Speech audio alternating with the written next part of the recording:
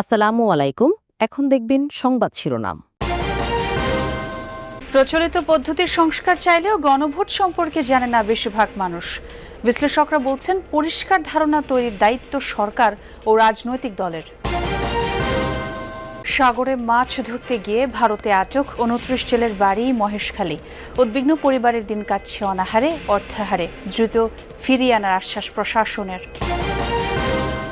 কেবল বদলিতেই দুর্নীতি থেকে দায় মুক্তি পেলেন ময়মনসিংহ জেলা পরিষদের প্রধান নির্বাহী কর্মকর্তা কবির হোসেন। সিন্ডিকেট ভাঙতে কঠোর ব্যবস্থার তাগিদ। পায়রা নদীর অব্যাহত ভাঙনে ঘুম নেই বরগুনা সদর উপজেলার বাসিন্দাদের। আগামী বর্ষার আগেই বেড়িবাঁধ মেরামতের দাবি। বস্তা প্রতি দর বৃদ্ধিতে কমেছে সুগন্ধি চাল বিক্রি। কালোজিরা ও চিনি গুঁড়া আবাদে আগ্রহী নয় কৃষক। রপ্তানি বাড়লেও কমছে না ঘাটতি। এতক্ষণ শুনছিলেন সংবাদ শিরোনাম, এখন দেখবেন বিস্তারিত। প্রচলিত পদ্ধতির সংস্কার চাইলেও গণভোটের মানে বোঝে না বেশিরভাগ মানুষ। তাদের কাছে হ্যাঁ না ভোটের গ্রহণযোগ্যতা নিয়েও রয়েছে নানা প্রশ্ন। তবে রাজনীতি সচেতন, শিক্ষিত ও তরুণদের কাছে রাষ্ট্র সংস্কার সবচেয়ে বেশি গুরুত্বপূর্ণ। বিশ্লেষকরা বলছেন গণভোটে আস্থা ফেরানো ও সহজ করে তোলার দায়িত্ব সরকার ও রাজনৈতিক দলগুলোর। গণতন্ত্র প্রতিষ্ঠায় গণমানুষের মত তুলে ধরতেই ভোট। মানুষ যেখানে শান্তিতে বসবাসের উপায় খোঁজে, কিন্তু জীবিকার বিপরীতে উচ্চ দ্রব্যমূল্যের পার্থক্য যখন বিশাল, ভ্যাট ট্যাক্স পরিশোধের পরও অসুস্থ শরীরের চিকিৎসা যেখানে অনিশ্চিত, ভোটের দায়িত্ব সেখানে কারো কারো কাছে প্রহসনের নাম। মিছিল, মিটিং, প্রতিশ্রুতি প্রাপ্তি ও প্রতারণার বাইরে থাকতে চান ইমরান। কোলাহল ছেড়ে স্বস্তি খোঁজেন প্রকৃতির কাছে। মানে বুঝলেও গণভোটের আবেদন তার কাছে যৎসামান্যই। ইলেকশন করলেই কি পরিবর্তন আনতে পারবো? সাধারণ মানুষের হাতে, ছাত্র হাতে, কত মানুষের হাতে গেল দেশ। চলতেছে তো, এখনও তো চলতেছে, ওইভাবেই চলে। পরিবর্তনের তো কোনো দিক দেখিনি। লোকগুলো নাই, হয়তো বাজারে কিছু লোক আছিল, ওই লোকগুলো পরিবর্তন হয়ে অন্য লোক হয়েছে। কি হয়েছে? আমার কি উন্নত হয়েছে? চায়ের কাপে ভোটের ঝড় ওঠে প্রতিনিয়ত। গ্রামের আড্ডায় চলে রাজনীতির আলাপ, পক্ষে বিপক্ষে কথার লড়াই। আর সামনে নির্বাচন থাকলে তো কথাই নেই। কিন্তু কজন বোঝেন গণভোটের মানে? গণভোটে 4টি প্রশ্ন রাখা হবে: তত্ত্বাবধায়ক সরকার গঠন, উচ্চকক্ষে পিআর, বিরোধী দল থেকে ডেপুটি স্পিকার ও জুলাই সনদে ঐকমত্যের সুপারিশ বাস্তবায়নের পক্ষে বিপক্ষে হ্যাঁ না ভোট দিবে জনগণ। সে আলোকে বাস্তবায়িত হবে বহুল প্রত্যাশিত রাষ্ট্র সংস্কার। নির্দলীয় তত্ত্বাবধায়ক সরকার ব্যবস্থা ফেরাতে আপিলের রায় আজ। রায় দেবেন সর্বোচ্চ আদালত। এই রায়ে জানা যাবে 14 বছর আগে বাতিল ঘোষণা করা নির্দলীয় তত্ত্বাবধায়ক সরকার ব্যবস্থা আদৌ ফিরছে কি না, ফিরলেও কি আঙ্গিকে ফিরবে, আর কবে থেকে ফিরবে। গত 11 নভেম্বর শুনানি শেষ হলে আজ রায় ঘোষণার জন্য দিন নির্ধারণ করেছিলেন প্রধান বিচারপতি সৈয়দ রেফাত আহমেদের নেতৃত্বাধীন 7 বিচারপতির পূর্ণাঙ্গ আপিল বেঞ্চ। বহুল আলোচিত এই আপিলে বিএনপির পক্ষে শুনানি করেন সিনিয়র আইনজীবী জয়নুল আবেদিন ও ব্যারিস্টার রুহুল কুদ্দুস কাজল। জামায়াতের পক্ষে শুনানি করেন আইনজীবী মোহাম্মদ শিশির মনির। 5 বিশিষ্ট নাগরিকের পক্ষে আপিল শুনানি করেন সিনিয়র আইনজীবী শরীফ ভুইয়া। আর রাষ্ট্রপক্ষে শুনানি করেন অ্যাটর্নি জেনারেল মোহাম্মদ আসাদুজ্জামান। টানা 10 কর্মদিবস শুনানি হয়। আপিলকারী ও রাষ্ট্রপক্ষ শুনানিতে বলেন, দেশের গণতন্ত্রের জন্য আবারও তত্ত্বাবধায়ক সরকার ব্যবস্থা ফেরা উচিত। এই সরকার ব্যবস্থা বাতিলের পরই দেশে রাজনৈতিক সংকট তৈরি হয়। শেরপুরের ঝিনাইগাতি উপজেলায় গ্রামীণ ব্যাংকের হাতীবান্ধা শাখায় আগুন দিয়েছে দুর্বৃত্তরা। পুলিশ ও স্থানীয়রা জানায়, কয়েকজন দুর্বৃত্ত মুখ থেকে পেট্রোল দিয়ে গ্রামীণ ব্যাংকের সাইনবোর্ডে আগুন ধরিয়ে দেয়, তবে তাৎক্ষণিকভাবে আগুন নিভিয়ে ফেলায়। কোনো ক্ষয়ক্ষতির ঘটনা ঘটেনি। আতঙ্ক ছড়াতে এমন নাশকতার চেষ্টা করা হয়েছে বলে ধারণা পুলিশের। ভারতের রাজধানী নয়াদিল্লিতে বাংলাদেশের জাতীয় নিরাপত্তা উপদেষ্টা ডক্টর খলিলুর রহমান ও ভারতের জাতীয় নিরাপত্তা উপদেষ্টা অজিত দোভালের দ্বিপাক্ষিক বৈঠক হয়েছে।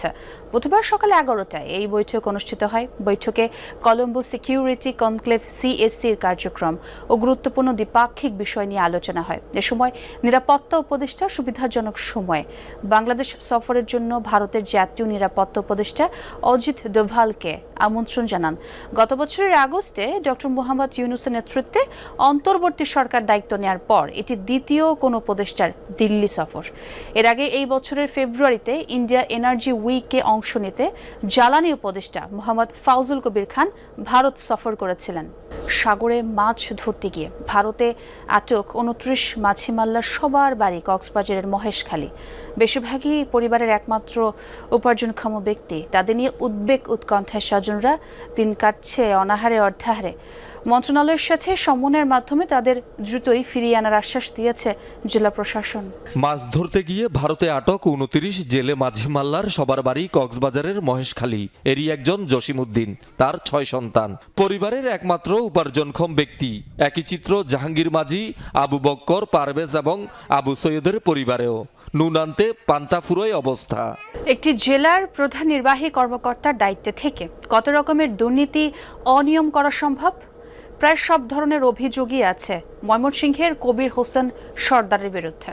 সাজা হিসেবে বদলি হয়েছেন নেত্রকোনায়। এরকম সাজা বা নিজেকে দায় মুক্ত করার ঘটনা তার ক্ষেত্রে আগেও ঘটেছে।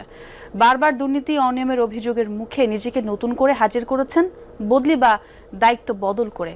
বিশ্লেষকের মতে শুধু বদলি নয়, দরকার আইনের কঠোর প্রয়োগ। পেছনে কাজ করা অপ্রতিরোধ্য সিন্ডিকেট ভাঙতে হবে সবার আগে। প্রকৃতিতে শীতের আগমনী বার্তা। প্রতি শীতে অসহায়দের কম্বল দেয় সরকার। গেলবার ময়মনসিংহ জেলা পরিষদও ১২,০০০ কম্বল বিতরণ করে।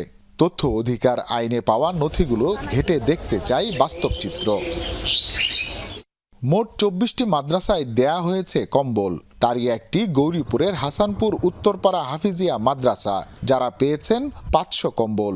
মুহতামিম হুমায়ুন কবিরও প্রথমে সেটাই দাবি করলেন, পরে বেরিয়ে আসলো সঠিক সংখ্যা। দেশে সুগন্ধি চালের দাম নিয়ে অনেক বিভ্রান্তি। একে তো গত কয়েক মাসে বস্তাপ্রতি দর বেড়ে গেছে, তার উপর খোলা ও প্যাকেট চালের দামে বিস্তর ফারাক। আগের চেয়ে কমে গেছে বেচা কেনাও। পাইকাররা জানালেন, ভালো দাম না পাওয়ায় কালো জিরা আর চিনি গুঁড়া চাল আবাদে আগ্রহ কম। সুগন্ধি চালের রফতানি নিয়েও খুশি নয় কোনো পক্ষ। ঢাকাকে ইদানিং বিরিয়ানির রাজধানী বললে ভুল হবে না। অলিগলিতে চোখে পড়ে একাধিক দোকান। সকালে এসব দোকানে হারিয়ে আসতেই সুগন্ধে মাতোয়ারা হয় চারপাশ।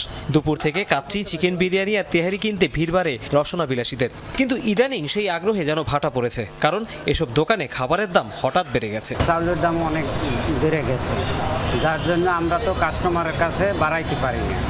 আমাদের ব্যবসার অবস্থা বেশি একটা ভালো না। বিপত্তি আরও আছে। খোলা আর প্যাকেট চালের দরে বিশাল ফারাক। প্রথমটা কম বেশি ১২০ টাকা দরে মিললেও মোরকের চালের কেজি ব্র্যান্ড ভেদে গিয়ে দাঁড়াচ্ছে প্রায় ১৫০ টাকায়, যা বিক্রি হয় মূলত ১, ২ বা ৫ কেজির প্যাকেটে। অভিযোগ আছে, বাজার থেকে সাধারণ পোলাও চাল কিনে নিজেরাই প্যাকেটজাত করে কর্পোরেট বেনিয়ারা। কিন্তু এই অভিযোগ কি সঠিক? পায়রা নদীর অব্যাহত ভাঙনে দিশেহারা উপকূলীয় বরগুনা নদী পাড়ের বাসিন্দারা। এর মধ্যে বিভিন্ন স্থান থেকে বিলীন হয়েছে বেড়ি বাঁধ। ঝুঁকিপূর্ণ আরও ৮ থেকে ১০টি পয়েন্ট। নদী ভাঙন রোধে সরকার দ্রুত পদক্ষেপ না নিলে সর্বস্ব হারানোর আশঙ্কা বাসিন্দাদের। অগ্রাণের পায়রা নদী এখন অনেকটাই শান্ত। বর্ষার থই থই পানি কমে এসেছে। আগ্রাসী ঢেউ আর আছড়ে পড়ছে না পারে। ভাঙনও থেমে গেছে, তবে পাড়ের বাসিন্দাদের আতঙ্ক কাটেনি।